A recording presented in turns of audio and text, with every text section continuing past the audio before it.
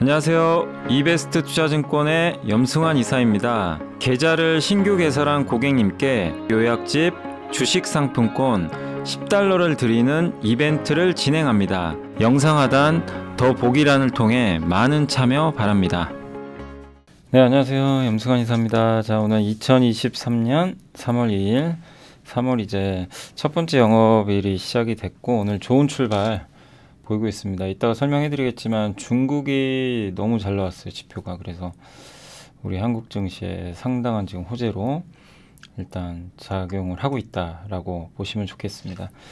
자, 오늘은 제가 좀 화요일 날은 워낙 좀 급하게 했죠. 예, 그래서 많이 해드릴 건 해드렸는데 오늘도 보고서 많더라고요. 이제 어제 또 하루 쉬는 날이었다 보니까 그래서 KB 월간 전략, 음식료, 미국 이번에 반도체 보조금 갖고 좀 얘기들이 많은데 참 저렇게 하면 안 될 것 같은데요. 미국도 너무 좀 심하고 서버 디램 또 화장품, 철강, 오늘 철강주가 난리가 났죠.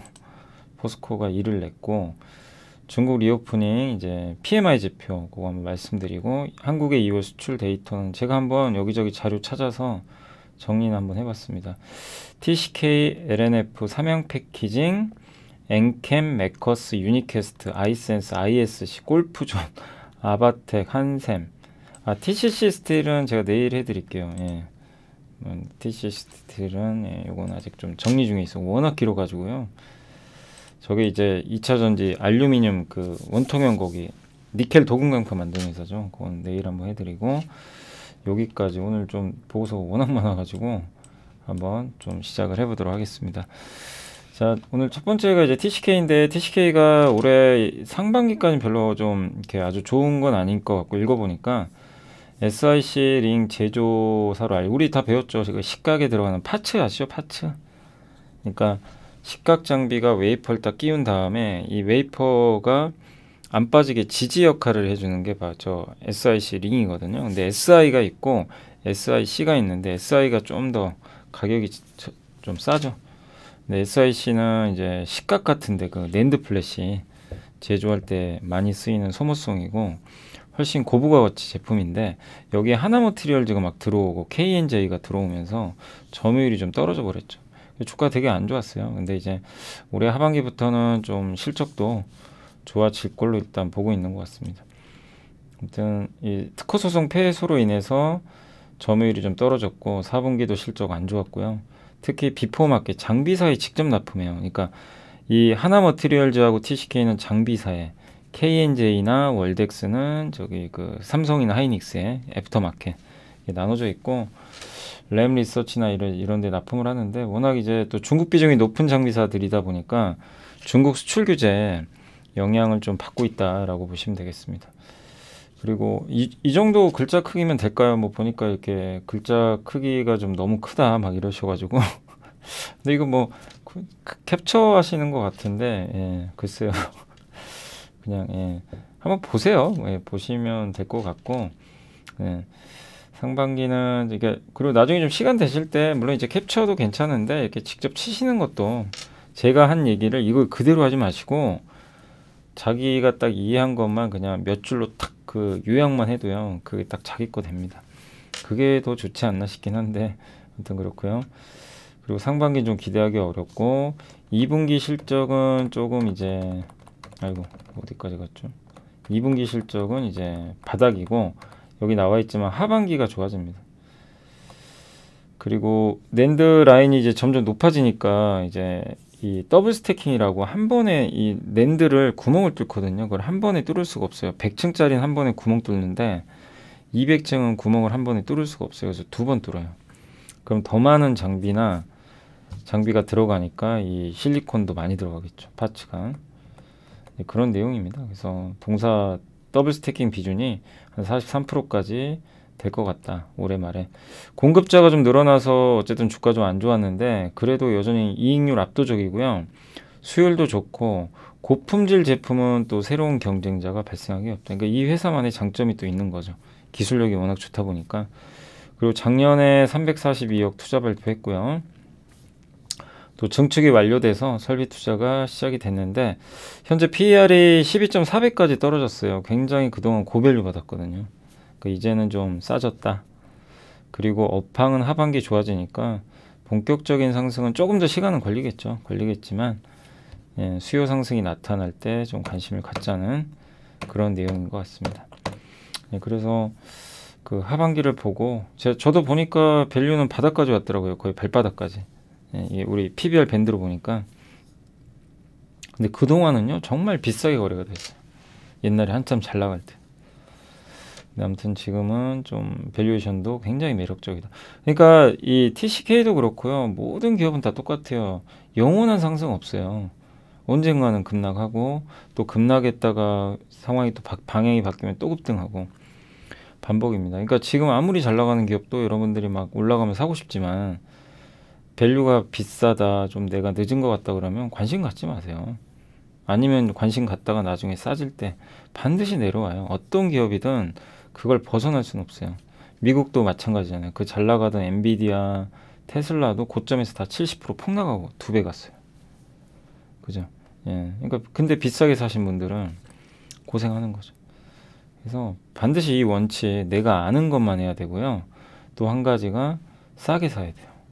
그게 안 되는 기업은 안 해야 됩니다, 사실. 근데 사람이 그렇게 안 됩니다. 오늘 같은 날도 이렇게 보다 보면 저기 폐배터리 오늘 너무 좋죠. 폐배터리도 얘기 나온 지가 벌써 한 달 전부터도 한두 달 됐죠. 그때 이제 3월에 유럽의 원자재법. 또 KB증권에서 보고서 많이 나왔죠. 근데 그때 이후로 주가 진짜 많이 올랐어요. 근데 이제 와서 또 쫓아가는 거는 너무 뒷북 치는 거죠, 사실. 지금 쫓아가는 거. 그러니까 뭐 그때 사신 분이라면 뭐 그냥 적절하게 또 차익 실현할 기회를 노리시면 되겠지만 예, 뒤늦게 쫓아가는 거는 좀 리스크 있고 차라리 못 오른 거 중에서 항상 기회를 찾으시면 좋겠습니다. LNF가 이제 목표 주가 38만 원인데 결국 그 루머가 현실화 됐어요. 계속 루머는 있었죠.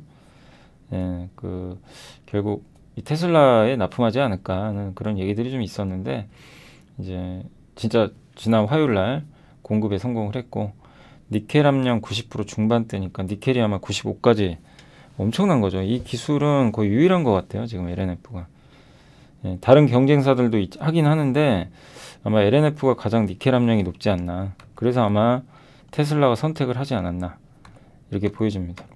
그래서 직접 납품에 성공을 했고 뭐 직접 납품했던 기업들이 또 몇 개 더 있죠. 예전에 뭐 동박이라든가 아무튼 테슬라는 4680 원통형 배터리에 아마 이런 걸 넣지 않을까 이렇게 보여지고 24년도에 100만 대 생산하는 물량이라고 하는데 이제 100만 대를 생산하는데 텍사스 공장 생산분의 30% 가량의 아마 그러니까 테슬라가 자체 배터리를 만드는데 자기가 100% 다 하는 게 아니라 한 나머지 그러니까 30은 자기가 하고 70은 파나소닉하고 LG에서 받아요.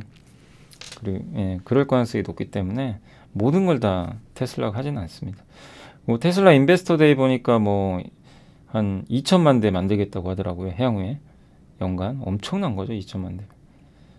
예, 근데 그걸 자기가 다 할 수는 없어요. 배터리 생산하다가 예, 감당 못하는 거죠. 그래서 이제 물량은 자체 배터리도 늘어나지만 뭐 LG나 파나소닉 비중도 늘어나고 나중에 또 삼성이 할 수도 있고 여러 업체로 또 늘릴 수도 있는 거죠. 아무튼 이번 양극재는 텍사스 배터리 물량이 들어갈 것 같고요. 향후 40기가와트에서 100기가와트까지 확대되지 않을까 이렇게 보고 있습니다. 26년 이후보다 확대된 물량 수주 기대하고 의미가 뭐냐면 고객 다변화 성공했어요. LG, SK 이쪽에서 벗어나서 다른 이제 자동차 회사에도 납품을 했다는 거 고객사 다변화 그리고 상대적으로 PER 31배가 싼 건 아니지만 다른 업체보다는 확실히 싼 건 맞습니다. 예, 그래서 좀 저평가돼 있다. 이런 내용이니까 참고하시고 다만 주가 좀 많이 올랐으니까요. 이제 보유하신 분들의 영역이다. 예, 보시면 좋겠고 절대 쫓아가지 마세요. 예. 그리고 삼양 패키징은 KB증권의 성인도 오랜만에 보고서 나왔는데 목표 주가 32,000원. 아세틱 아시죠? 요즘에 나오는 그 편의점에 가면 페트병에 담겨 있는 거 있죠. 뭐 커피나 여러 가지 다양한 음료들 있죠. 그게 대부분 다 아세틱 병에 들어간 거예요. 무균 살균 처리한 거예요. 균이 들어가면 안 되니까.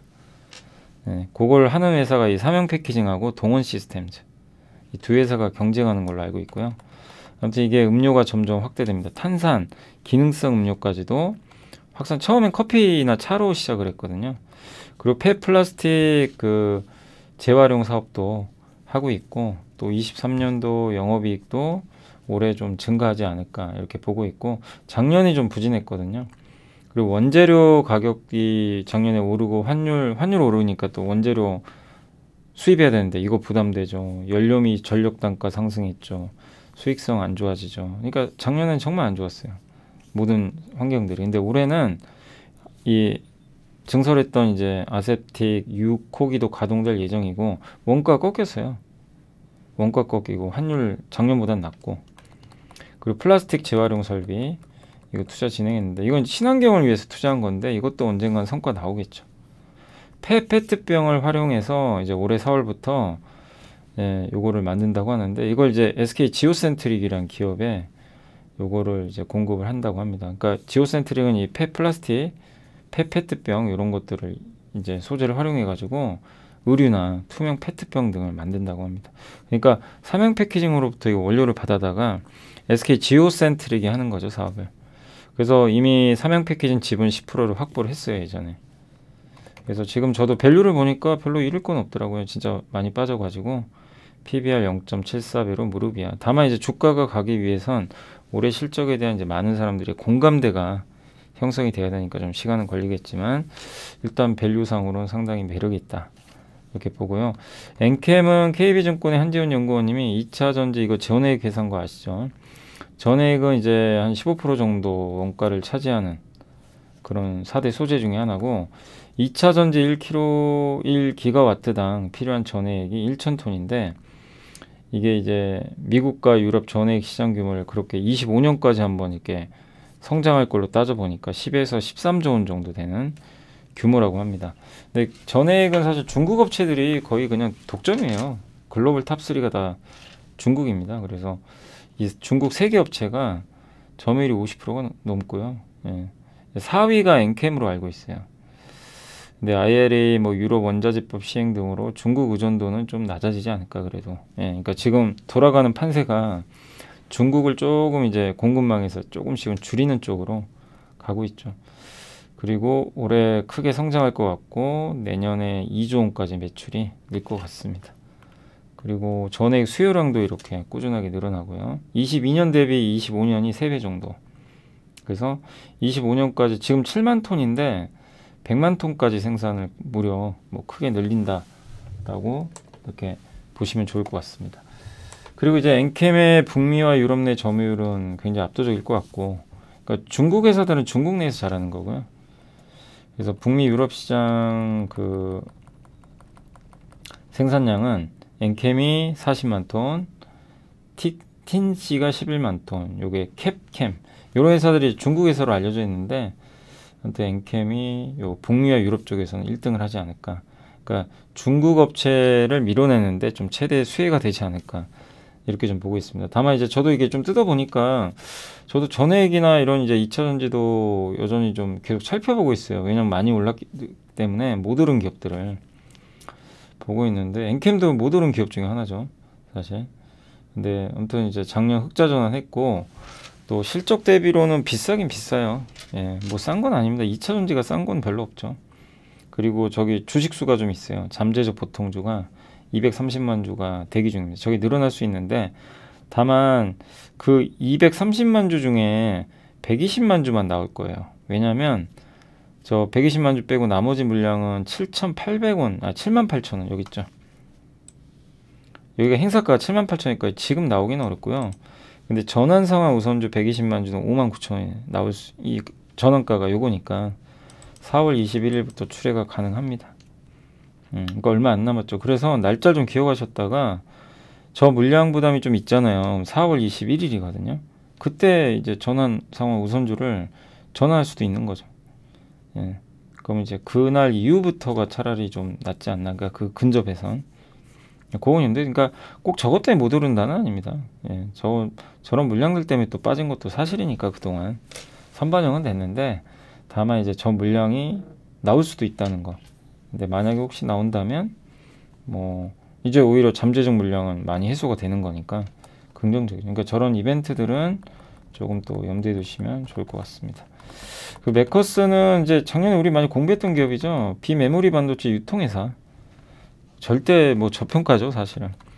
정우시 연구원님이 항상 많이 쓰는 기업인데, 그러니까 비메모리 그거를 FPGA라고 하죠. 여기서 설계를 할 수 있게.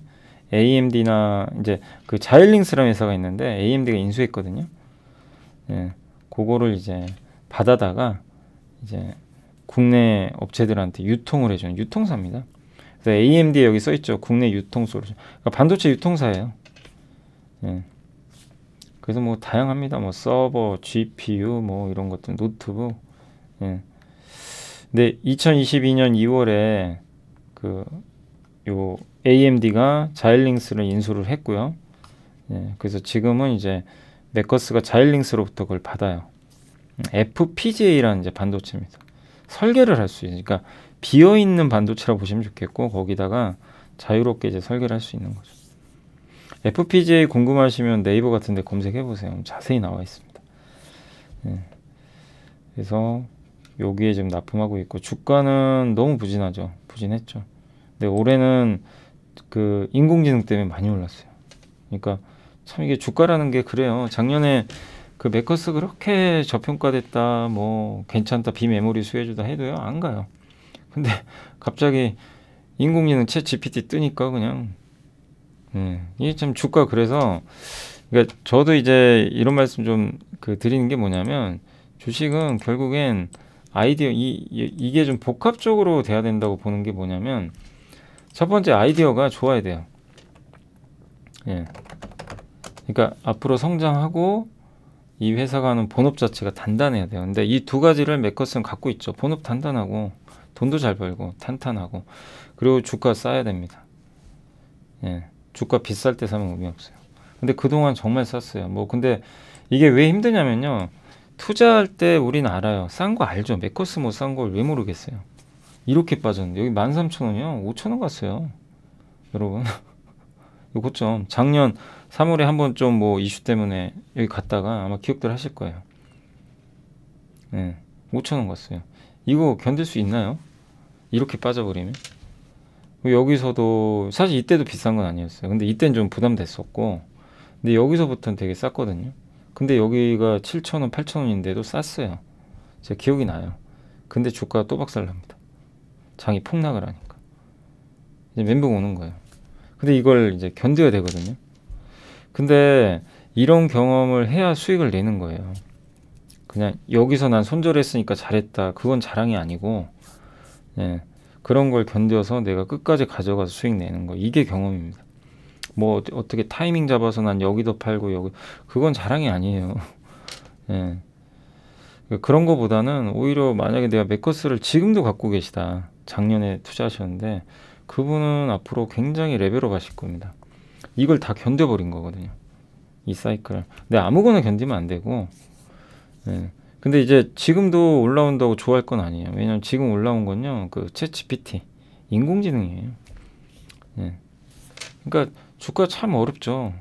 기업은 바뀐 게 없어요. 자기 일 열심히 하고 돈 잘 벌고 주가 쌌고 근데 지금은 이제 싸지진 않겠죠. 올라왔으니까. 그냥 할 일을 하는데 주가만 난리 브루스를 친 거예요. 폭락을 했다. 장 안 좋아서. 갑자기 인공지능 붙어서. 그러니까 되게 어려운 거죠. 그러니까 그런 것들. 그러니까 이런 것들도 경험이거든요. 그러니까 제가 뭐 얘기한다고 되는 게 아니라 여러분이 직접 경험을 다 해보셔야 돼요. 아 이렇구나. 물려도 보고 큰 수익도 내보고 그런 고민. 그러니까 차트에 선 긋고 이거 깨지면 팔고 이거 돌파하면 사고 이런 게 아니라 그리고 장 안 좋아지니까 그냥 아이 나 빨리 현금 비중 늘려야지. 장 좋아지니까 주식 비중 팍 늘려. 이런 거는 의미가 없어요. 근데 큰 그림은 봐야 되겠죠, 물론. 그래서 근데 이제 그럴 땐 결단을 하는 거죠. 이 회사가 아이디어가 깨졌거나 뭐 안 좋아졌다. 그럴 때 손절하는 건 좋은 거예요. 그거는 뭐 당연히 해야 되는 거고, 그죠? 내가 틀리더라도. 근데 그런 게 아니라 뭐 이런 이유들 때문에. 그래서 이게 어느 기업이나 다 적용이 되니까 꼭 그런 부분 염두에 두시고, 요거랑 비슷한 기업을 항상 거론되는 게 유니캐스트입니다. 거의 비슷해요, 하는 사업이. 이 회사도. 근데 이 회사는 약간 좀 다른 게 자동차 쪽 비중이 좀 높아요. 반도체 중에. 그리고 인공지능 영상인식 기반의 솔루션 기업 지분도 갖고 있다고 합니다. 근데 이 회사 보니까 되게 유니캐스트도 이 회사 되게 저평가되어 있더라고요. 근데 이제 아무래도 좀 그 메커스보단 좀 약간 늦게 갔죠. 근데 지금도 안 비싸요. 제가 보니까 무릎 이하예요. 얼마나 빠졌으면. 여기 보이세요? 여기 밸류 무릎 이하죠. 그동안 그렇게 빠졌던 거예요. 근데 예전에 이제 이런 데는 조심해야 되는 거고 막 올라갈 때요. 그러니까 유니캐스트도 좀 비슷하다. 그러니까 혹시 뭐 갖고 계신 분들은 들고 가도 되는데 아무튼 뭐 여전히 무릎 이하 있으니까 저런 흐름들이 언제든 계속 나와요. 근데 그런 걸 우리가 이겨내고, 그러니까 가장 중요한 건 이 기업입니다. 기업의 아이디어, 이 기업이 돈을 버는지, 그리고 경쟁력이 있는지, 이런 게 있어야 단단해지고요. 그 내가 보유할 수가 있잖아요. 그러면서 싼지 비싼지. 내가 쌀 때 샀다면 그냥 이겨내야죠. 제일 이제 리스크가 아무리 좋아도 비싸게 사는 거죠. 그리고 뭐 지금 팔아야 된다 뭐 이런 거는 알 수는 없어요. 어떻게 정답을 알겠어요. 그죠? 근데 이제 저런 밸류 보면서 지금도 주가 비싼 건 아니거든요. P&H 테크는 한번 볼게요. 내용 되게 좋아요. 제가 읽어봤거든요. 내용은 좋은데 이제 옛날 같으면 그냥 막 투자하셨을 거예요. 제가 봤을 때. 근데 결론은 뭐냐면 지금 투자는 아닌 것 같아요. 제 생각. 뭐냐면 이게 덕산네오룩스랑 좀 하는 게 비슷해요. OLED 소재. 덕산은 엄청 빠졌었죠. 그러다 이제 요즘에 많이 올랐는데 스마트폰에 들어가는 뭐 고굴절 CPL, 그다음에 스마트폰용 레드 프라임. 저게 이제 발광 소재 같은 거예요. 뭐 빨간빛, 파란빛, 녹색빛, RGB라 그러죠. 그 이 OLED는 자기가 직접 발광을 합니다. 빛을 내니까. 저 블루 호스톤은 파란색, 레드 호스톤은 빨간색. 이렇게 비중이 골고루 있고요. 굉장히 기술력 있는 기업이에요. LG 화학이 원래 공급하던 이런 소재들이었는데 이런 것들을 이제 직접 공급을 하고 LG 디스플레이 쪽에 공급한다고 보시면 돼요. 그래서 발광층에서 나온 빛이 전극에서 반복적으로 이제 반사가 될 때 그 전력 손실을 개선하는, 글씨가 왜 이러죠? 전력 손실을 이제 개선하는 역할을 해주고요. 원래 LG 화학이 공급했는데 이제 LG 디스플레이 쪽에 아마 동사가 독점 공급하는 걸로 알려져 있고, OLED가 이제 노트북이 나오죠. 이제 노트북도요 OLED가 탑재가 돼요. 아이패드에도 면적이 엄청 크죠. 최소 3배.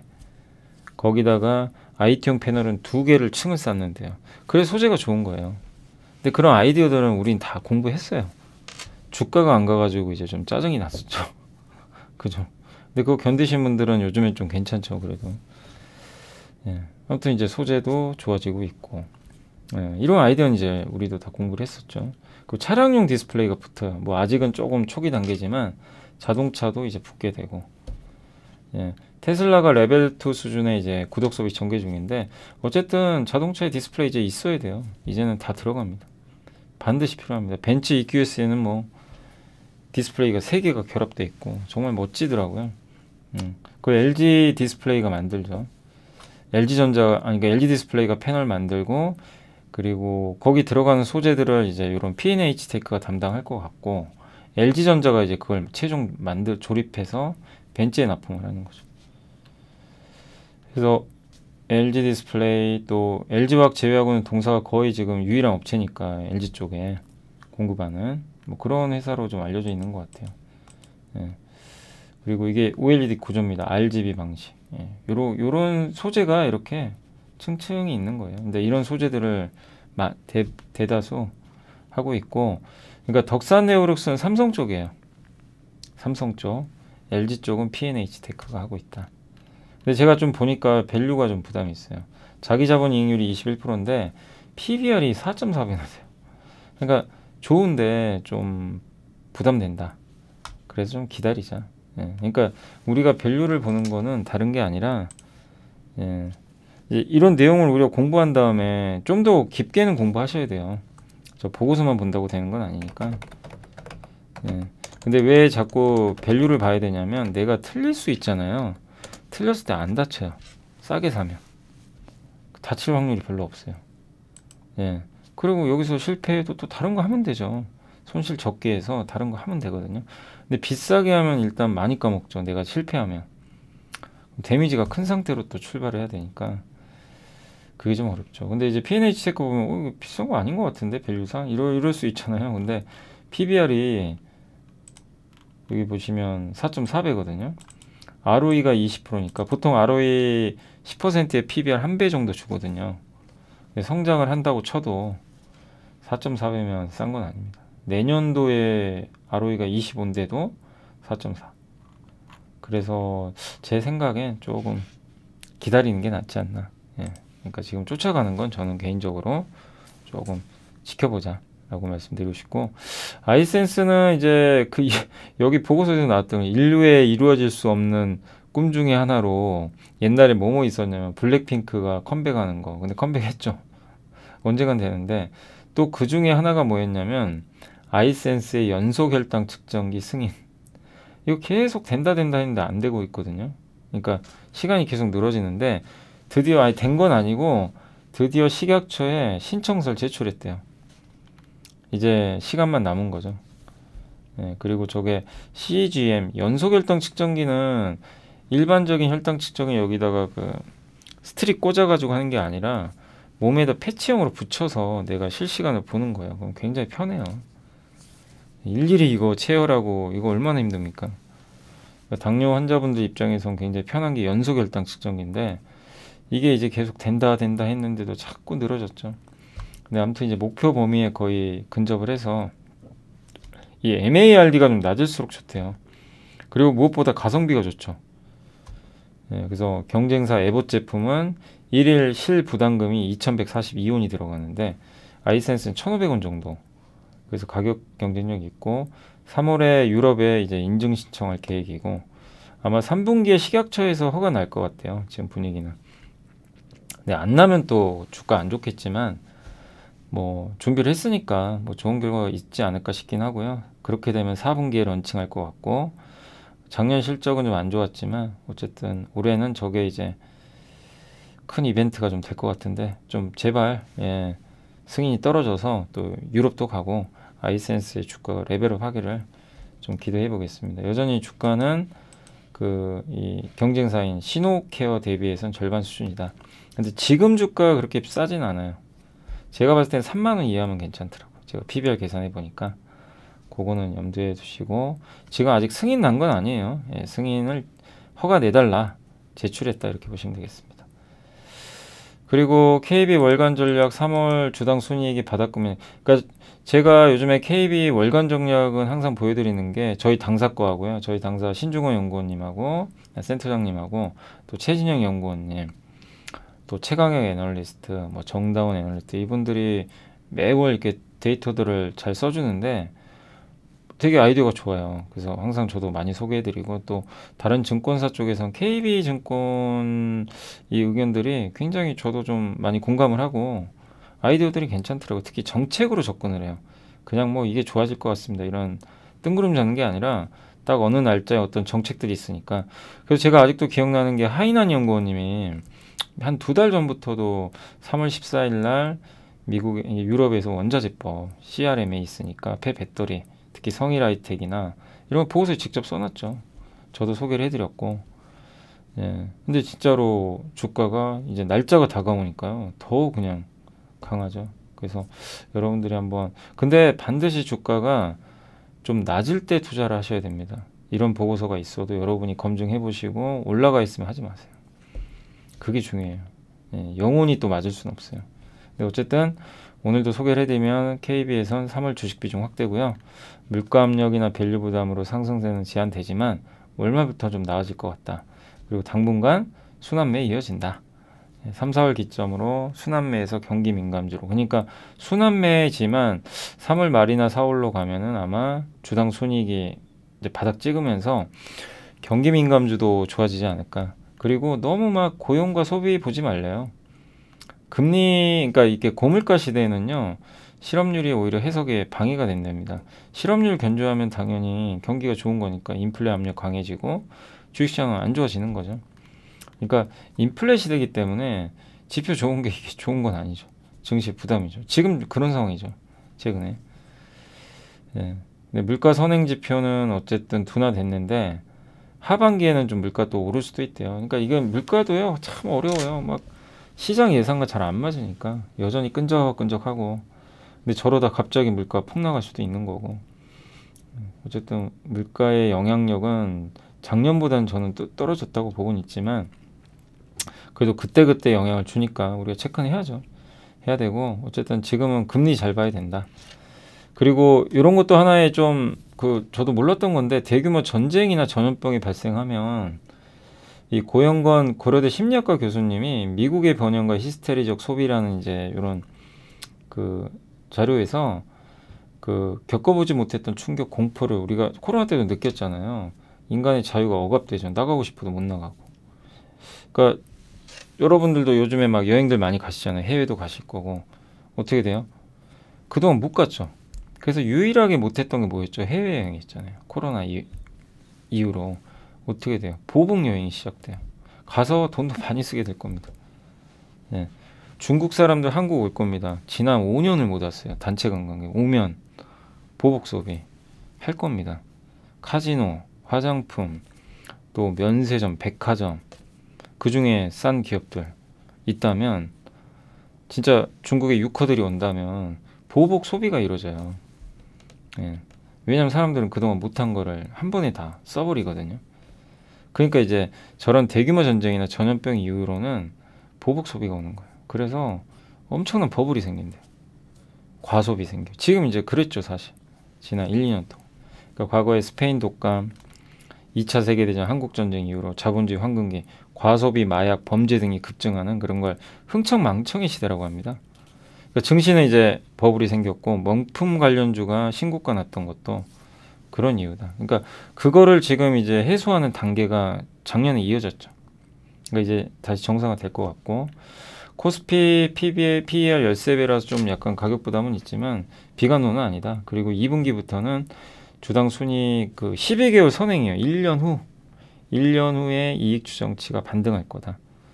예, 그래서 당분간은 순환매지만 일단 저 주당 순이익이 반전을 하면 경기 민감주, 반도체성. 근데 오늘 벌써 움직이더라고요. 산업재, 소재. 그리고 뉴스에서 아마 올해 계속 상반기에 이 얘기를 여러분들 많이 들으실 겁니다. 저도 이거에 공감하는 게 저럴 가능성이 높아요. 뭐 반도체 최악이다.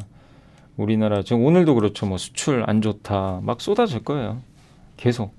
예, 위기다, 비상이다. 예, 근데 그래서 막 흔들린다. 그러면 오히려 기회라는 거죠. 왜냐하면 주식은 미래에 대한 기대감입니다. 지금을 보는 게 아니라 1년 후를 보고 하는 거예요. 저 12개월 선행은. 저게 더 중요하다는 거죠. 예. 그래서 저게 2분기엔 아마 반등할 가능성이 높은데 그러니까 지금보다 미래를 보고 하는 게 맞아요. 주가는. 그래서 주가는 내년 이익을 전망하는 거거든요. 올해 주가는. 그래서 내년엔 또 좋아질 가능성이 높으니까 이렇게 보시고 이슈 분석으로는 이제 미국, 중국, EU 정책의 교집합에 있을 친환경을 주목을 해야 된다. 그래서 3월은 주요국 정책의 달인데 뭐 여러분 아시겠지만 미국 인플레 감축법 세부 규정 나오고요. 3월 14일 원자재법 유럽, 중국 양해. 여기서 핵심은 친환경이고요.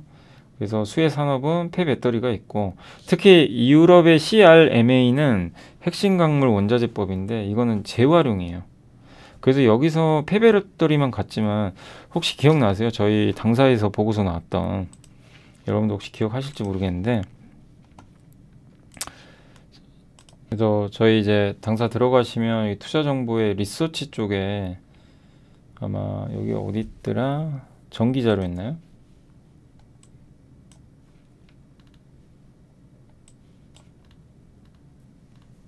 정기자료 말고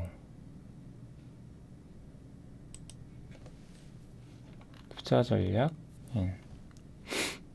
여기 있네요. 여기 있죠. 1433번 여기 안혜수라고. 요거 기억나세요? 리사이클링 우리 한번 공부했죠.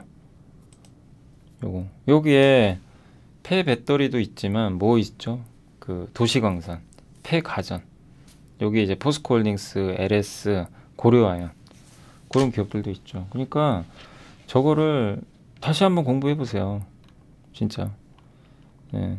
여러분이 그러니까 주식 투자의 큰 수익은 고성장이거든요. 꾸준하게 성장, 구조적 성장을 우리가 발굴을 해야 되는데 저는 이제 이게 1월 25일 날 나온 보고서예요. 보고 저는 너무나 아이디어가 괜찮더라고요. 그래서 한번 소개를 해드렸고 지금 당장 뭐 얘네들이 돈 번다 이게 아닙니다. 시간이 걸리죠. 근데 이런 폐해 가전들을 다 수거해서 거기서 구리 뽑고 뭐 다 해야 돼요. 이 시장 커질 수밖에 없어요. 앞으로. 네, 왜냐하면 산업군속이 부족하고 자원민족주의 막 자기네들이 자원민족주의가 뭐예요? 저기 뭐 멕시코는 야 리튬 우리 거야 건들지 마 이렇게 나오잖아요. 인도네시아는 구리 수출 니켈 수출 안 해버리겠다. 자원 무기여요. 그럼 가장 그걸 회피할 수 있는 방법은 지금 여러분들 스마트폰에 있는 거 안 쓰게 되면 이제 팔거나 이제 폐처리 하잖아요. 그럼 거기에 금속도 얼마나 많아요. 그거 다 뽑아내야 되거든요. 그거 다 돈이에요. 그걸 하는 회사들이 여기 있는 거죠. 예. 그러니까 이제 우리가 그런 공부를 미리 해놓고 주가가 쌀 때 좋은 기회가 있으면 투자해놓고 분할로 그냥 기다리는 거예요. 그리고 거기서 유념하실 건 본업이 단단해야 돼요. 왜냐하면 이게 이 사이클이라는 게 갑자기 당장 돈 벌어주지는 않잖아요. 한 번에 시간이 걸리니까. 그러니까 본업에서 돈을 일단 벌고는 있어야죠. 예. 그러면서 이제 나중에 천천히 이런 게 반영되고 어느 날 이제 갑자기요 주가가 그 아이디어가 이제 진짜로 실현화 된다 그러면 이제 폭등하는 거죠. 근데 그 과정이 1년인지 2년인지 모르죠. 근데 그런 거죠. 이런 걸 보면서 우리가 폐배터리도 있지만 이제 지금 막 폐배터리 너무 올랐잖아요. 그런 게 하나 있을 거고 또 유럽에서 탄소중립산업법 그래서 친환경도 계속 봐야 돼요. 지금 하나솔루션도 뭐 거래 정지 때문에 안 되지만 지금은 풍력에선 여기서 써 있는 건 CS인데 써 있더라고요. 네, 보고서에는. 왜냐면 유럽판 비중이 높으니까. 그래서 그런 내용입니다. 그래서 이런 내용들이 있으니까 참고하시고 요게 이제 미국 그러니까 그 KB에서 이제 썼던 자료 중에 물가가 상반기에 좀 꺾일 거래요. 선행 지표들이 빨간색, 파란색 다 꺾였어요. 검은색이 물가 지표거든요. 다 대부분 꺾였다고 합니다. 근데 최근에 좀 몇 개가 또 터닝해서 하반기 물가 다시 오를 수도 있다. 그렇지만 상반기 꺾인다. 그리고 미국의 국채 금리가 시장을 컨트롤한다. 과거에 보면 이게 고물가 시대에는 그런 내용입니다. 요게 국채 금리가 여기 밑으로 여기 떨어지는 거 있죠. 요게 밑으로 떨어지는 건 떨어지는 게 아니라 금리가 오르는 거예요. 아시죠? 그래서 요거를 이제 역축으로 좀 나타냈다. 라고 좀 보시면 좋을 것 같습니다. 그래서 이렇게 금리 떨어질 때 위로 올라간다는 금리 떨어진다는 얘기죠. 그럴 때 증시가 좋았다. 비중 확대 업종은 화학이고 반도체고요. 관련 기업들은 여기 이제 KB에서 몇 개 제시를 해놨습니다. 그리고 인간이 내면의 히스테리적인 이 반응 보일 때 있죠. 세계대전, 2차 한국전쟁 이럴 때 한 번씩 폭등장이 온대요. 버블장. 코로나 때 우리 경험했죠. 버블장. 그러니까 저런 뭐 이런 정말 그 스트레스 받는 그러니까 또 모르죠. 이게 또 러시아 우크라이나 전쟁 끝나면 그래서 굉장히 호재예요. 호재일 가능성이 높은 거죠. 자 코스피 예상 경로고 이건 KB에서 예상한 건 이렇게 빨간색으로 이익이 이렇게 한 2분기부터 터닝한다. 아직은 아니고 근데 주가는 먼저 이미 터닝했고요. 그렇지만 한 번의 조정은 나온 후에 다시 갈 수도 있다. 그리고 올해 이익 전망치인데 안 좋죠. 근데 거의 바닥 찍었다고 보고요. 하이닉스도 지금 안 좋지만 조정은 충분했고 그리고 요게 무슨 자료냐면 주가 수익률하고 영업이익 성장률이에요. 이게 별로 의미가 없죠. 올해 이익 성장하고 올해 주가 수익률하고는요 별로 상관이 없어요. 이게 연간 수익률이 이쪽이거든요. 요축 여기가 이익 성장. 그럼 이익 성장을 할 때 수익률이 좋아야 되는데 이게 지난 몇 년간을 다 점 찍어 놓은 거예요. 별로 상관이 없어요. 근데 여기는 다음에 영업이익 성장률, 그러니까 100%는 아니지만 대체적으로 맞죠. 이제 그런 의미입니다. 그리고 CS윈드는 이제 글로벌 진출 현황이 이렇게 돼 있다. 많은데 그 중에 특히 유럽 비중이 높아서 좀 이번에 저런 넷제로 탄소중립법에 유럽에 수혜받지 않을까 한 내용이니까 참고해 주시면 좋을 것 같습니다.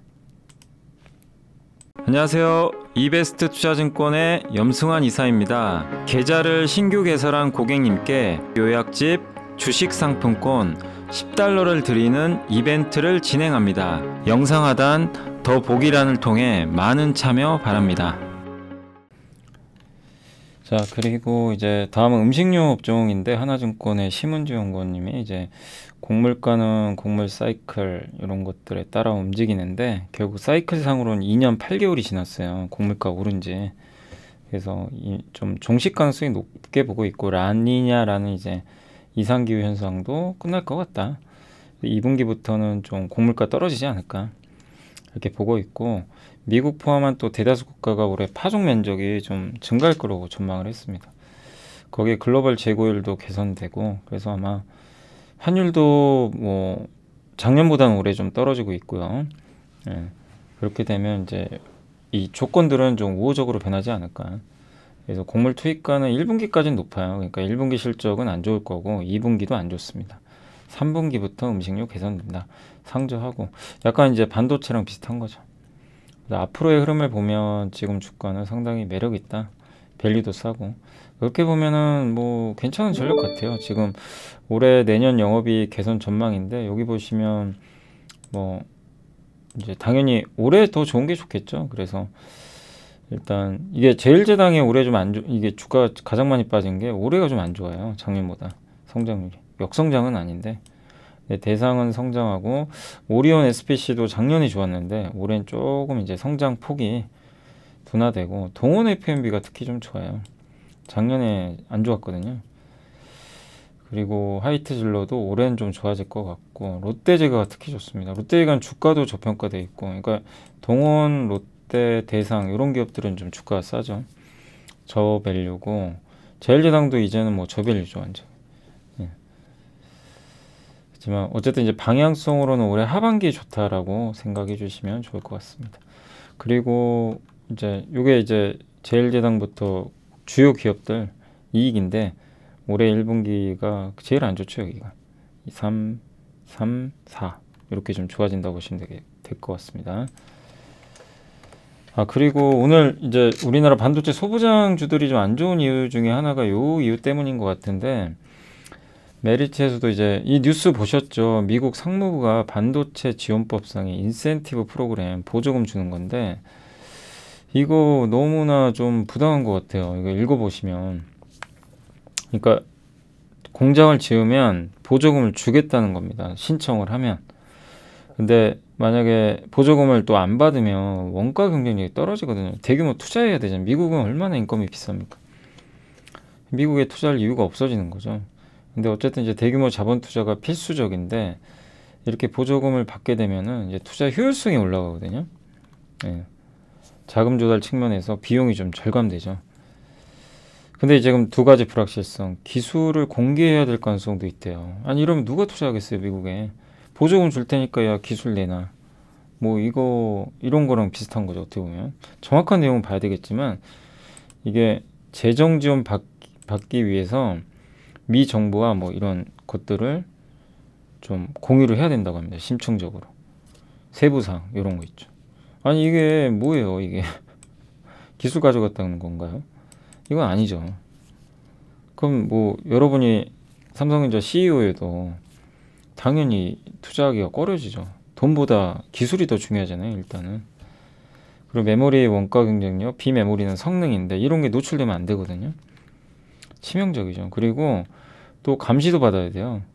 중국이나 이런 국가에 투자도 못 합니다. 10년 동안. 그리고 그 1.5억 달러면은 이제 한 2천억 되겠죠. 뭐 삼성전자 하이닉스 입장에서 2천억은 엄청 큰 돈은 아니거든요. 막 조 단위로 돈을 버니까. 몇 조면 또 모르겠어요. 근데 2천억 정도 지원 받으면 보조금의 75%까지 회수를 할 수도 있대요. 너무 많은 돈을. 아니 또 너무 돈 잘 벌면 그것도 문제가 된대요. 예. 그럼 누가 투자를 하냐 이거죠. 그러니까 우리나라는 지금 중국에서 투자하기도 어려운 진데다가 미국에 투자하자니 저런 페널티. 또 삼성전자는 이미 테일러에 투자한다고 해놨는데, 그래서 아마 오늘 일부 테일러 관련주들이 주가 급나가는 것 같더라고요. 아까 보니까 이 우려감 때문에. 근데 어떻게 될지 모르겠습니다. 이게 자꾸 또 노이즈가 생깁니다. 예. 아무튼 미국 내 D램 생산도 가능했지만 이 정보 공개 우려, 초과이익 반납 가능성 이런 것들 때문에 또 좀 굉장히 좀 답답한 상황이에요.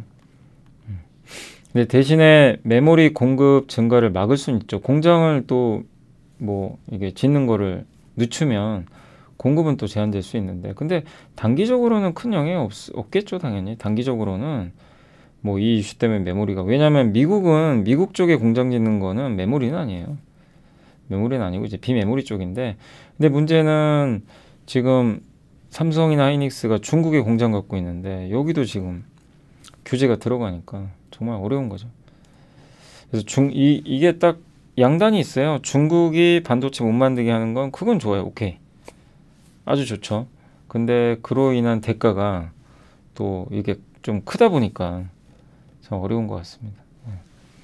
그래서 이건 정치적으로 풀어야 될 문제라 우리 한국 정부에서 적극적으로 이런 것들에 대해서는 부당하다고 얘기를 해야 될 것 같아요. 아니 미국에 우리가 공장 지어주고 기껏 돈 내고 거기서 또 돈 벌려고 하는 거 아닙니까? 예. 다 돈 벌려고 하는 건데, 기업들이 자선단체는 아니에요. 기업들은 그잖아요. 일단 수익이 우선이거든요. 수익을 내야 되는데 낸 거에 75%를 가져가겠다. 이게 뭐냐 이거죠. 기술도 공개해야 되고. 그럼 누가 투자합니까?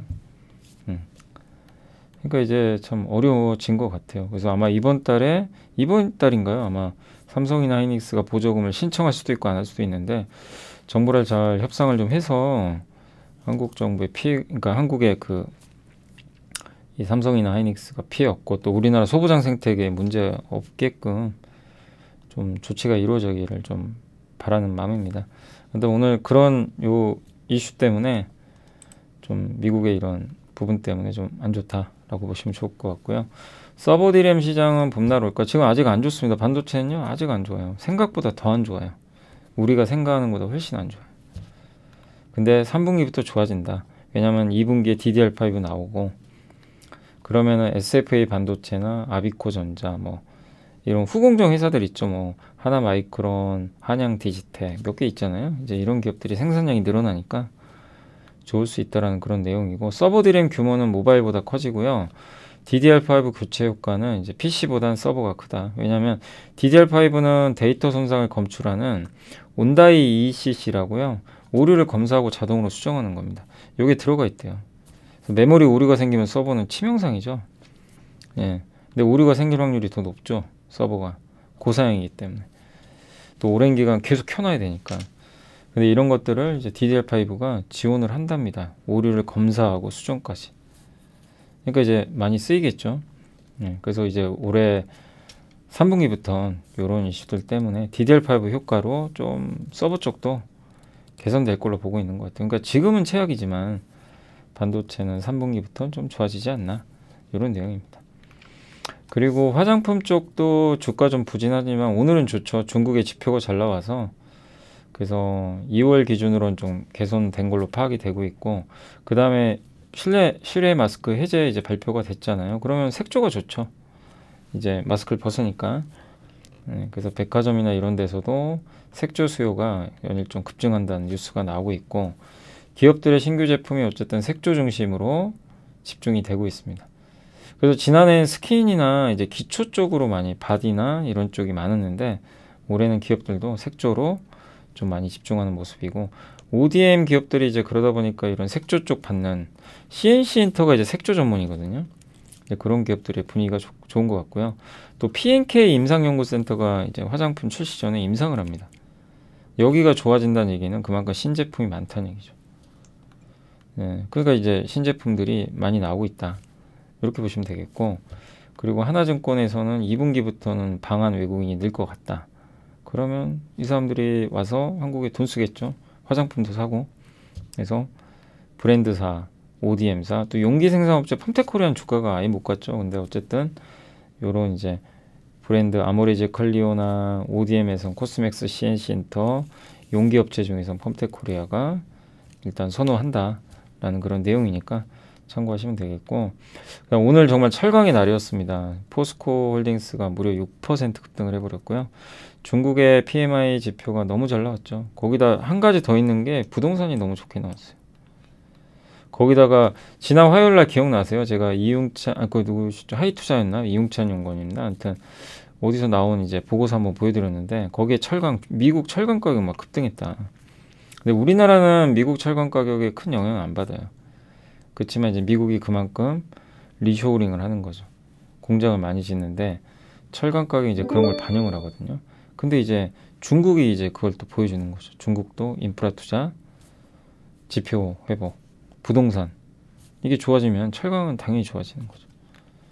그래서 국내 기업 그동안 좀 시차가 있어서 1분기까지는 좀 안 좋을 거래요, 실적. 근데 실적보다 중요한 건 뭐죠? 업황이죠. 미래. 예. 그래서 지금 주가 급등했고요. 예. 거기에 뭐 포스코는 리튬까지 겹친 거죠. 네, 핵심은 이겁니다. 부동산 지표. 주택 거래량이 2월 주택 거래량이 31.9%나 급등을 했어요. 이게 저는 좀 가장 컸다라고 일단 생각은 하고 있습니다.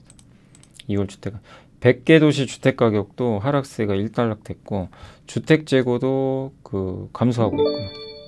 그리고 인프라 투자 정책도 나오고 있죠. 주로 이제 신형 인프라 뭐 데이터 센터라든가 친환경 이런 쪽 하는데 어쨌든 고정자산 투자도 증가하면 철강 수요에 긍정적이고 그 다음에 인프라 사업을 이렇게 하는 거는 일자리 인프라를 많이 깔고 공장을 많이 지으면 그 중산층 일자리가 많이 생겨요. 이제 그런 것들이 일단은 우호적으로 작용한 것 같습니다. 그래서 이렇게 서프라이즈 합니다. PMI, 생산 지표, 뭐 그다음 재고도 기울기가 완만해졌고 주택 가격 거래량 변화율이거든요. 예, 작년 대비 확 올라갔죠. 그리고 주택 가격이 이 옅은 파란색 선이 2월인데 1월은 진한 파란색인데 주택 가격이 확실히 올라갔죠. 2월에 중고주택 그죠? 예, 신규 주택도 다 저 옅은 파란색이 위에 있습니다. 그리고 중국 부동산 부양 정책이고요. 담보대출 금리 하한선을 밑으로 낮춰버렸어요. 그러니까 부동산 부양하는 거죠. 주택 공적대출 한도도 올렸고 80세까지 주택담보대출 상한 허가했고 이게 철강 가격 그래서 이제 올라가는 거죠. 이렇게 철강석 가격 오르면요 또 철강 가격 오릅니다.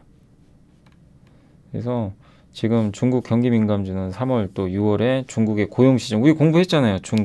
중국의 매출 기억 안 나세요? 공부한 거 최진영 연구원님이 썼던 자료에 그죠? 공부해봤죠? 중국의 매출 제일 중요한 게 부동산하고 고용이다. 근데 그게 지금 보였죠? 이번 PMI 지표에도 중국의 고용이 나와 있어요. 늘었어요. 그런 이제 시장이 환원한 거죠. 그러니까 딱 이해가 되시죠? 미리 좀 우리가 공부를 해놔가지고 그런 흐름이라고 보시면 되겠습니다. 그리고 중국 리오프닝 첫 신호탄으로 이제 2월 PMI 지표가 서프라이즈가 났고 하이투자증권의 이제 박상현 유진희 연구원님이 지표 말씀드리면 어쨌든 제조업 지표가 52.6까지 급증을 했고요. 2012년 4월 이후 최대래요. 거의 10년 만, 11년 만에. 얼마나 지금 깜짝 서프라이즈입니까? 그만큼 좀 중국이 좋아진다는 얘기예요. 비제조업도 급등했고 신규 수주, 수출 수주, 제조업 활동 그리고 중소기업 쪽도 좋아요. 차이신. 국가통계국은 대형, 차이신 제조업은 중소형입니다. 이것도 크게 증가했어요. 우리 예상보다 훨씬 지금 좋아지는 거죠. 주택 판매도 14.9% 증가를 했습니다. 주택 판매 전년 동월 대비 증가는 21년 6월 이후 처음이고요. GDP 20% 이상 차지하죠. 그래서 리오프닝과 양회 효과 이제 맞물리면서 중국은 좋을 가능성이 높아졌고 또 시주석도 강한 부양 의지를 좀 내비치지 않을까. 다만 중국은 여전히 풀지 못한 숙제가 뭐 약간 부동산 부채도 좀 있고 지방정부 부채들이 있잖아요. 그건 언젠가는 숙제를 해결해야 되는데 일단 상반기까지는 드라이브를 걸 것 같고 하반기는 좀 지켜봐야 돼요. 하반기는 일단 상반기에는 좀 긍정적인 모멘텀 계속 이어질 것 같습니다. 그리고 이중전회가 열렸는데 전인대에 앞서서 중앙위원회 2차 전체회의가 열렸는데 일단 공급 충격, 전망 악화, 수요 감소 이런 걸 언급을 했대요. 그렇다는 얘기는 보다 좀 부양 쪽으로 좀 갈 가능성도 있죠. 그래서 경제를 안정적으로 운영하고 내수 확대하고 공급만 강화하겠다. 그리고 홍콩이 마스크 착용 의무화 해제됐거든요. 헬로 홍콩 지금 글로벌 캠페인 중이래요. 그렇다는 얘기는 오라 이거죠. 우리나라도 올해를 이 방문의 해로 선정한 것 같더라고요. 왜냐하면 아무튼 많이 한국에 오면 돈 쓰고 가잖아요. 그게 다 수출로 잡힙니다. 홍콩도 마찬가지죠. 항공권 뿌린 대신에 와서 돈 써라. 요거를 6개월간 한다고 합니다. 그럼 리오프닝 효과 커지겠죠. 중국의 비제조업, 제조업 PMI가 다 좋았고요. 생산, 신규 수주, 고용까지 다 모두 다 고르게 좋았고, 이게 이 회색선이 2020년 코로나 때 PMI 지표예요. 이렇게 급락을 했다가 35까지 한 번에 50 넘었다가 그리고 계속 50 유지했죠. 그리고 여기 금융위기 이후 이 파란색 선이 이렇게 떨어졌다가 파란색 선도 그리고 이렇게 회복을 하고 나서는 계속 유지가 됩니다. 지금 마찬가지예요. 중국도 드디어 다시 50을 회복했고 아마 유지될 가능성이 높죠. 이렇게. 그리고 중국의 주택 판매액이 이렇게 꼬리를 들고 머리를 들고 올라섰다 라고 보시면 되겠습니다. 그리고 이제 정리해 본 건데 한국의 수출 데이터가 어쨌든 안 좋아요. 여전히 전년 대비해 7.5% 감소는 했지만 1월보다 감소했지만 조업일수가 이틀 더 많았어요. 왜냐면 그때는 그 설날이 있어가지고 2월이 오히려 조업일수가 더 많았다라고 보시면 좋겠습니다. 그래서 일평균으로 따지면 오히려 이 수출이 더 감소했어요. 아직은 좋진 않고요. 다만 이제 지역별로 보면 미국 이유는 좋은데 미국과 유럽이 좋으면 자동차 좋겠죠. 중국, 아세안은 안 좋아요. 스마트폰이나 IT 안 좋겠죠. 반도체. 맞아요. 반도체는 마이너스 42.5% 감소했고 자동차는 급증했어요. 딱 지역별 보면 이제 답이 나오는 거죠. 2차 전지도 좋았고 그래서 반도체 중국 부진. 예. 무역수지 적자는 어쨌든 좀 감소는 했지만 여전히 12개월째 적자고 대중무역수지도 9개월째 적자입니다. 안 좋아요. 근데 중국이 좋아지면요 무역수지 적자는 줄어요. 그래서 중국이 리오프닝 하니까 결국 시간 문제다. 저 무역수지도 터닝하는 건 이제 얼마 안 남았다. 중국 지표가 지금 호조가 시작됐기 때문에요. 그래서 추경호 부총리는 일단 반도체 회복해야 된다 이런 얘기를 해줬지만 뭐 반도체도 하반기인 기대감이 높으니까 수출도 거의 좀 바닥은 아닌가. 바로 V자는 아니더라도 중국의 회복을 좀 기대한다면 뭐 이제 어느 정도 바닥은 온 것 같다.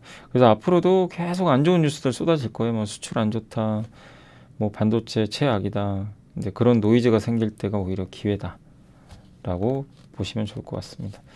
ISC는 이제 전년 대비해서 매출액이 감소했고요. 실적 별로 안 좋았어요.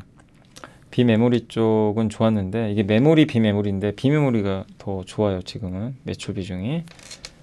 근데 비메모리는 CPU나 APU가 69% 증가했고 GPU는 15%. 22년도에 메모리는 작년에 60%나 감소했고 낸드는 또 반대로 늘어났습니다. 근데 어쨌든 일회성 비용 때문에 실적은 안 좋았고요. 비메모리양 매출액이 1458억 증가했고 CPU, AP양 그러니까 이 CPU 같은 거 있죠. 연산작용하는 그런 반도체는 올해도 좋을 것 같습니다. 특히 인텔하고 엔비디아에 공급을 하니까 그러니까 테스트 소켓이죠. ISC가 하는 건 뭐예요? 저런 CPU 만들면 ISC가 검사해 주는 거죠. 테스트. 그 인텔이 신규 서버가 나오잖아요. 5월인가?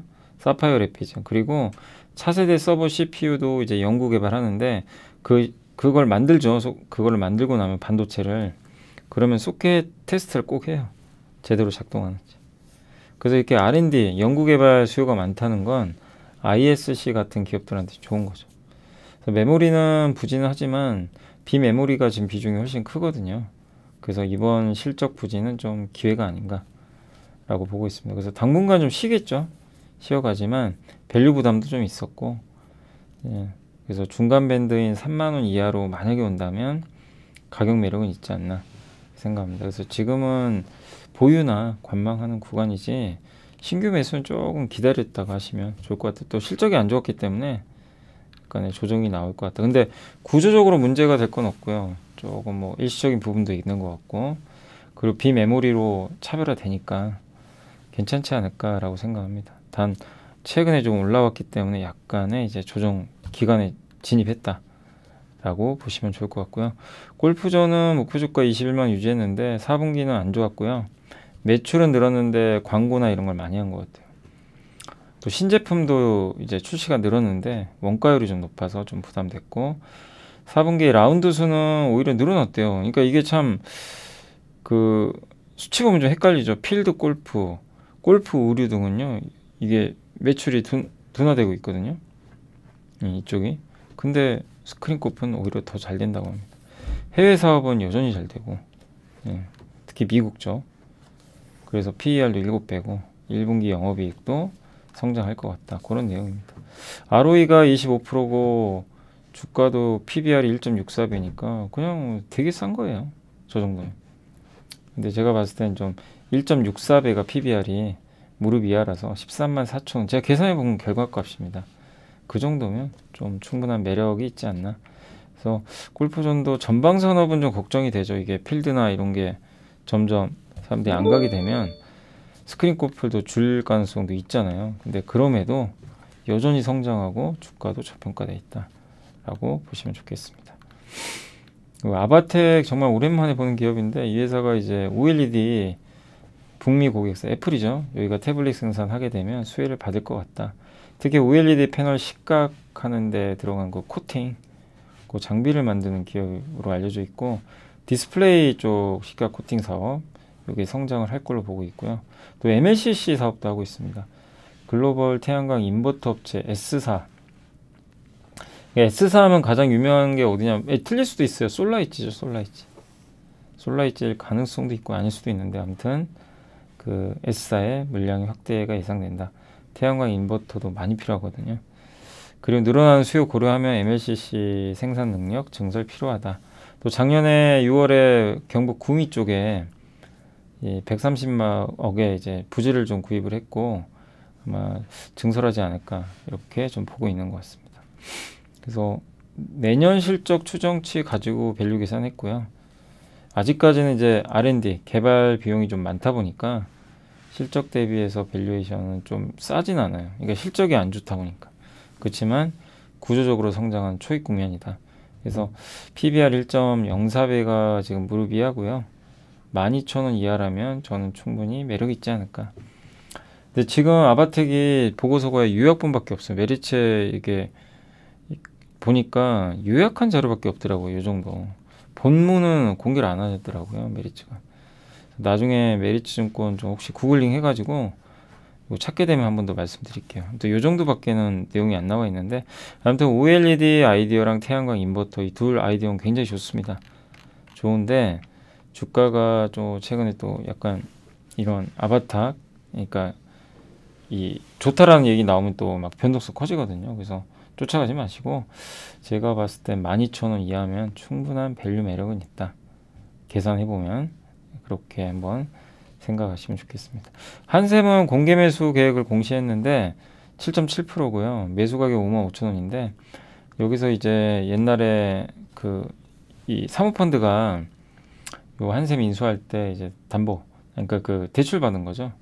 거기에 대한 이제 담보로 제공을 하겠다라는 것 같고 21년 하반기에 저 IMMP 사모펀드가 기존 최대 주주 지분 27.7%를 약 1.45조 원에 인수를 했어요. 그때가 22만 원이거든요. 지금 주가 얼마나 많이 빠졌습니까? 주가가 지금 거의 5만 원대까지 빠졌으니까 엄청나게 빠진 거죠. 한샘 대주주니까 이 사모펀드가 인수한다고 무조건 다 성공하는 건 아니에요. 근데 이제 매각 차익 극대화에 의해서 지분 50%까지는 55,000원 수준 그 이상에서도 공개 매수하지 않을까. 근데 한샘의 주주는 응하지 않는 게 맞는 것 같다. 이 55,000원보다는 더 올라갈 가능성에 염두를 해두는 것 같아요. 그래서 이제 의무 공개 매수 제도가 시행되면 50%의 한 주를 공개로 다 매수를 해줘야 되거든요. 근데 IM이 옛날에 22만 원에 27.7%를 인수를 했는데 아무튼 향후에 22.3% 지분에 대해서도 주당 25.4만 원 정도에는 공개 매수를 해야 된다고 합니다. 그러니까 뭐냐면 이 IMM이라는 이제 회사가 한샘 지분을 인수를 했잖아요. 옛날에 22만 원 정도에 인수를 했는데 언젠가 이제 지분 매각도 해야 되거든요. 사모펀드는 장기 투자를 뭐 10년, 20년 이렇게 하려고 사지는 않죠. 이제 더 비싼 가격에 팔기 원하는데 쉽지는 않은 거죠. 그래서 만약에 이제 한샘의 지분을 인수하려는 사람이 있다면 지분 50% 확보해야 최대 주주가 되잖아요. 확실한 경영권을. 그 비용이 2.99조 원이나 돼요. 너무 좀 부담되죠. 사실. 그래서 IMM 측에서도 이 조건에는 인수자 찾기 어렵다. 이렇게 좀 보고 있는 것 같고, 그래서 55,000원에 추가로 지분을 이제 22.3% 확보하게 되면은 그 IMM의 평균 단가가 낮아진다고 합니다. 옛날에 워낙 비싸게 샀으니까. 네, 그래서 인수자 측에서는 한샘 지분 50%에 필요한 총 비용이 1.99조 원 정도 되는데, 지분 22.3%에 대한 공개 매수 10만 원만 가정을 해도 인수자 측의 총 비용은 2.25조 원으로 좀 줄어든다. 그러니까 공개 매수 가격이 10만 원까지만 돼도요, 인수자는 아까 2.99조였나요? 그죠? 여기서 이제 2조 원 초반대로 좀 떨어진다. 물론 저것도 뭐 금액이 아주 싸다라고 할 수는 없지만 어쨌든 그만큼 금액이 다운된 효과는 있을 것 같습니다. 그리고 IMM 입장에서는 어쨌든 공개 매수 실시하는 게 더 유리하다는 거죠. 저거를 많이 사서 지분을 조금 더 싼 가격, 옛날에 22만 원대 샀으니까 더 낮춰서, 그리고 많은 물량을 잡기 위해서는 공개 매수를 해야 돼요. 장중에 사는데 한계가 있다 보니까. 그래서 이런 이유들 때문에 어쨌든 한샘 주가는 더 오를 수도 있는 거예요. 이렇게 주주분들이 응하지 않으시면 이 가격에 더 올라갈 여지도 있다. 그래서 한번 이런 내용은 한번 참고를 해주시면 좋을 것 같습니다.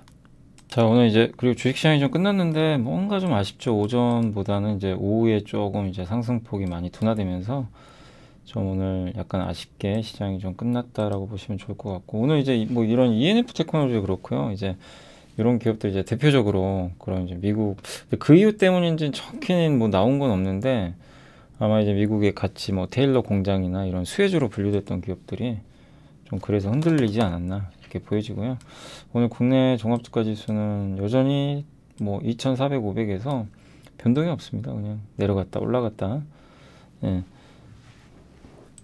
등락 거듭하고 있고, 환율은 1,300원 밑으로는 잘 안 떨어져요. 또 1,300원에서 버틴 모습이 나왔고, 오늘 외국인들은 주식을 많이 샀습니다.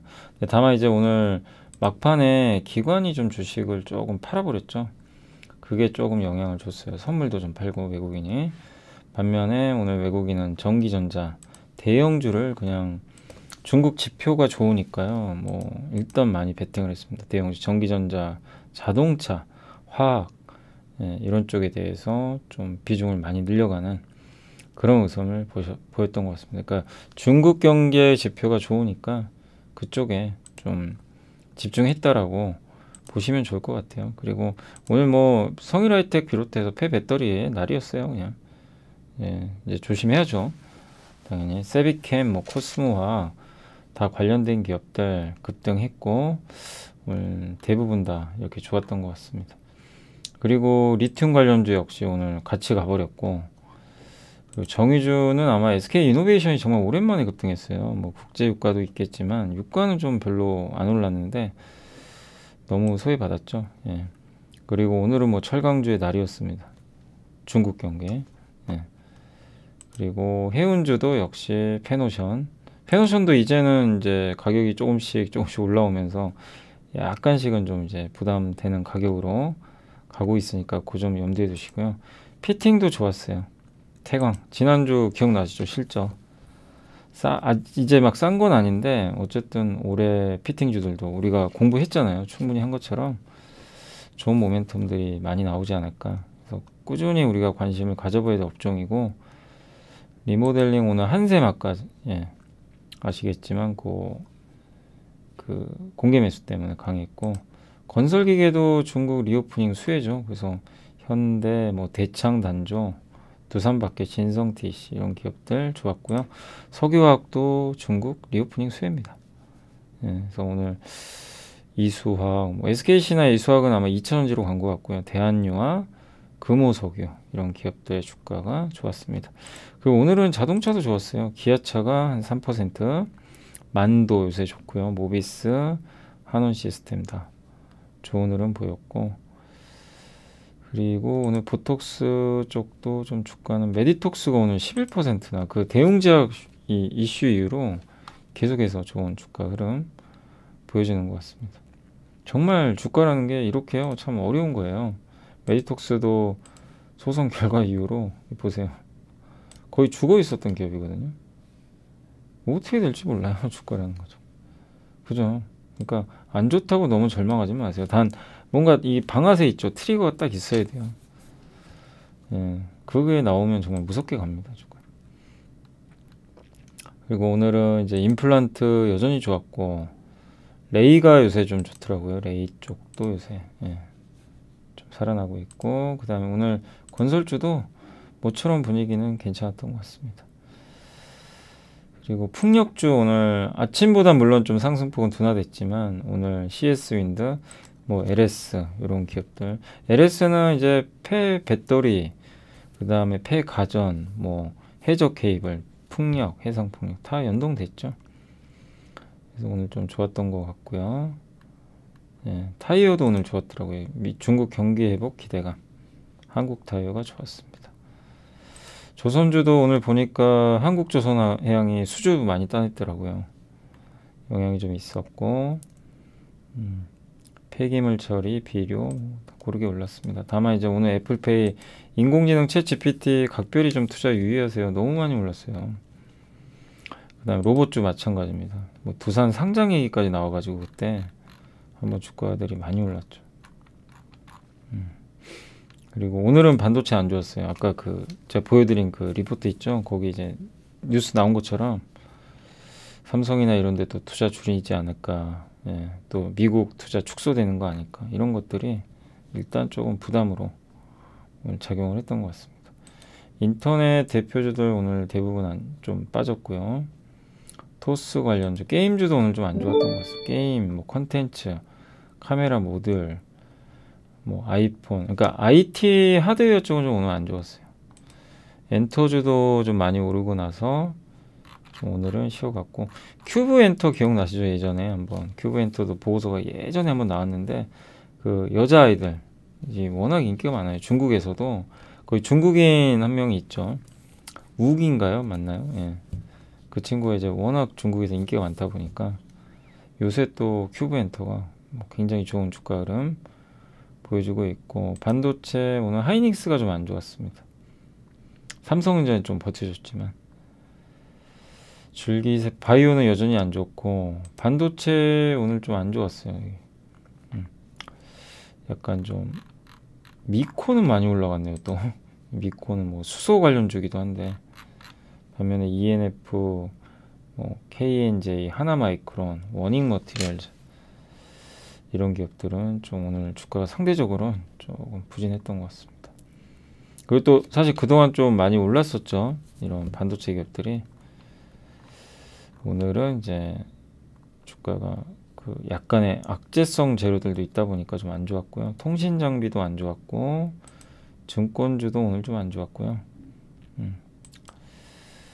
IT 전체적으로 좋지 않았던 것 같습니다. 그래서 오늘 좀 정리를 해드리면, 뭐 IT나 반도체나 이런 인공지능이나 로봇이나 메타버스, 게임, 엔터 이런 이제 기업들은 대부분 빠졌고, 2차 전지, 그 다음에 중국 경기 민감주 있죠. 뭐 그런 철강이나 이런 쪽, 조선업종, 중후장대형 있죠. 그러니까 2차 전지 플러스 중후장대형, 대형 수출주, 자동차까지 이런 섹터가 오늘은 좀 상대적으로 좋았다라고 이렇게 생각하시면 좀 될 것 같습니다. 확실히 좀 중국 쪽이 영향을 많이 줬다라고 보시면 될 것 같아요. 그리고 이제 오늘 시가총액 상위 기업들은 오늘 그래도 증시는 좀 플러스 났으니까 나쁘진 않았습니다. 단 이제 종목별로 편차가 좀 심했어요. 뭐 포스코 같이 급등한 것도 있고, 은행주는 오히려 급락하고 있고, 카카오뱅크도 안 좋았고, 아모레 좋았고요. 오랜만에 그 SO일도 참 안 좋았죠. 최근에 정유주 좋았고, 반면에 메리츠 금융, 오늘 금융주는 좀 빠졌고요. 바이오 쪽 백신주 안 좋았습니다. 철강주 좋았고, 뭐 펜오션, SKC, 두산박해 다 괜찮았고요. CS 윈드, 금양 11% 올랐고요. OCI가 미국의 태양광 회사들이 주가 폭등을 했어요. 아마 하나솔루션도 거래됐었으면 오늘 많이 올랐겠죠. KCCLS도 좋았고, 솔루스 첨단 소재는 근데 오늘 좀 안 좋았네요. 현대일렉트릭도 좋았고, 동국제강 좋았습니다. 한샘 뭐 아까 말씀드렸고 더존비전도 클라우드죠. 약간의 이제 데이터 센터 오늘 13%나 정말 오랜만에 급등이 나왔습니다. 그리고 코스맥스가 11%나 올랐어요. 중국 리오프닝 가장 대표 수혜주 중에 하나죠. 그래도 많이 올라왔네요. 그때 한때 뭐 6만원대까지 빠졌다가. 그리고 삼양식품도 3%. 네. 항공주는 좀 쉬어간 것 같습니다. 네. 대한해운, 넥센타이어, 이수학. 그래서 오늘 대부분 좀 좋았는데 좀 편차가 좀 이렇게 심했다. 그렇지만 오늘 좀 아쉬운 건 반도체가 좀 약했다는 게 이런 약간의 노이즈들 때문에. 아무튼 미국의 그런 좀 요구는 너무 과도한 것 같은데 이게 좀 어쨌든 좀 빨리 잘 해결이 좀 됐으면 좋겠네요. 미국이 또 한번 정하면 안 바꾸는데 삼성과 하이닉스가 어떤 전략으로 또 대응을 할지 한번 지켜봐야 될 것 같고, 어쨌든 중국에서 빠져나갈 수밖에 없는데 그러려면 미국이든 한국이 줘야 되는데 미국이 저렇게 나오면 미국이 지을 수는 없거든요. 그래서 참 이게 복잡해진 거죠. 예, 그래서 참 어려운 좀 지금 상황인 것 같습니다. 아무튼 삼성과 하이닉스 정부 관계자가 좀 좋은 쪽으로 미국과 협상을 좀 잘했으면 하는 좀 생각이 드네요. 네. 그리고 이제 오늘 공시 중에서는 실적 나온 거 오늘은 이제 세코닉스 실적이 나왔고요. 오늘 나온 건 요게 그나마 제일 낫더라고요. 세코닉스가 한 31억으로 흑자 전환했습니다. 영업이익이. 원래 예상도 적자였는데 36억 흑자 나와서 일단 여기 카메라, 특히 자동차에 들어가는 카메라를 비중이 높죠. 이제 어쨌든 좋은 실적을 내줬던 것 같고요. 공시로는 오늘 현대사무중공업이 오늘 LNG선 세척 수주를 따냈습니다. 여전히 현대사무중공업 이제 거의 목표를 넘긴 것 같더라고요, 올해. 그래서 좋은 어떤 이제 출발을 1월, 2월, 3월에 하고 있고, 요 수혜는 이제 한국조선해양이 좀 고스란히 받겠죠. 자, 그래서 이제 공시까지는 다 해드렸고, 그 다음에 오늘 테슬라 인베스터 데이가 있었는데 조금 테슬라가 지금 시간에서 별로 안 좋은 게 기대 못 미쳤나 봐요. 그러니까 뭐 저가형 차량도 공개하지 않을까 이랬는데 뭐 그런 것들은 없었던 것 같고, 기대에 좀 못 미쳤어요. 혁신적인 뭐 이런 배터리 공정 기술 발표가 좀 없었던 것 같고, 그리고 이게 비용 절감을 계속 얘기를 했거든요. 그러면 이게 우리나라 공급사들한테 이게 무조건 호재인지 여기에 대해서도 약간 이제 우려의 시각은 있는 것 같아요. 아무튼 이번 인베스터 데이에서는 뭔가 좀 뭐 눈에 띄는 뭐 그런 이제 거는 좀 부족했지 않나 하는 그런 이제 평가들도 일부 있었던 것 같습니다. 그래서 저가형 모델 2, 요거를 좀 많이들 기대하신 것 같은데 거기에 대한 이제 내용이 좀 없다 보니까 에너지 기업이 되겠다, 뭐 이랬고 비용 절감하겠다, 그리고 앞으로 2천만 대 이상 생산하겠다, 또 리튬 얘기를 계속 강조를 해줬고요. 그리고 이런 이제 2차 전지나 이런 것들이 뭐 선박과 뭐 이런 뭐 이 비행기 쪽에도 적용 가능하지 않을까, 이런 좀 언급을 했고, 그렇게 했고, 뭐 차세대 생산 공정, 또 로봇 얘기도 많이 했어요. 휴머노이드 이쪽도, 그러니까 로봇 쪽으로 많이 갈 것 같더라고요. 좀 분위기가 테슬라가 차도 차인데 이제 로봇 쪽으로 좀 확실하게 좀 방향을 또 잡으면서 뭐 차도 하고 로봇도 하는 그런 쪽으로도 가려고 하는 것 같습니다.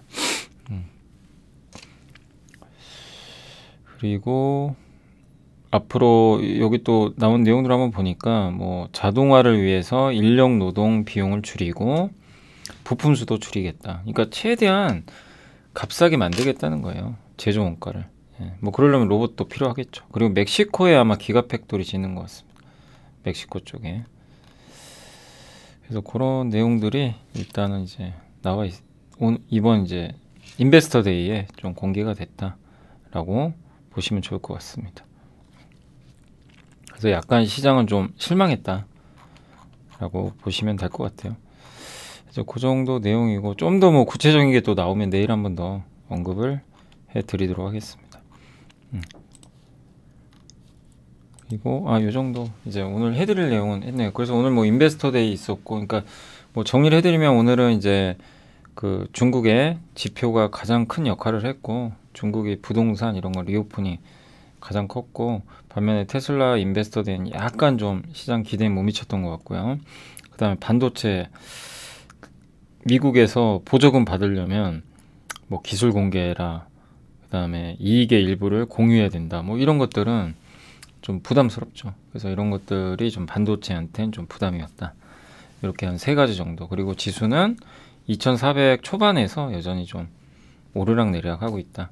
이렇게 보시고 2400을 쉽게는 안 깨요. 그래서 2400을 저번에 깼죠. 깨면은 오히려 기회 같고 2500으로 갈수록은 조금 지켜만 보시고, 예, 당분간. 왜냐하면 금리가 꺾여야 됩니다. 금리가 꺾여야 2500이 돌파될 텐데, 그러려면 3월 14일 날 미국의 소비자 물가가 나오거든요. 그게 좀 확 꺾여야 돼요. 1월과 다르게. 그러면 레벨로 할 수 있는데, 그래야 금리가 꺾이니까. 그래서 일단 3월 14일 날, 예, 미국 소비자 물가 지표가 일단 한 번 더 중요한 어떤 좀 이 변곡점이 되지 않을까라고 예상합니다. 그때까지는 계속 종목 장세고, 우리가 해야 될 건 뭐죠? 공부하면서 싸고 저평가된 거, 그런 거 위주로만 하시는 게 좋고, 올라가는 거 남의 떡이 커 보이겠지만 관심 갖지 마시고, 또 그 잘 나가는 기업들도 언젠간 빠져요. 다 못난이 시절을 겪고 가는 거니까, 예, 그 흥분하지 마시고 천천히 대응하시면 좋겠습니다. 자, 오늘 방송 오늘 좀 너무 보고서가 많았죠. 그래서 좀 오래 걸렸는데, 아무튼 오늘도 다는 못했어요. 그래서 또 못다한 건 내일까지 해서 마무리하도록 하겠습니다. 아무튼 고생하셨고, 저는, 예, 내일 또 이 시간에 찾아뵙겠습니다. 오늘 너무 수고하셨습니다. 감사합니다.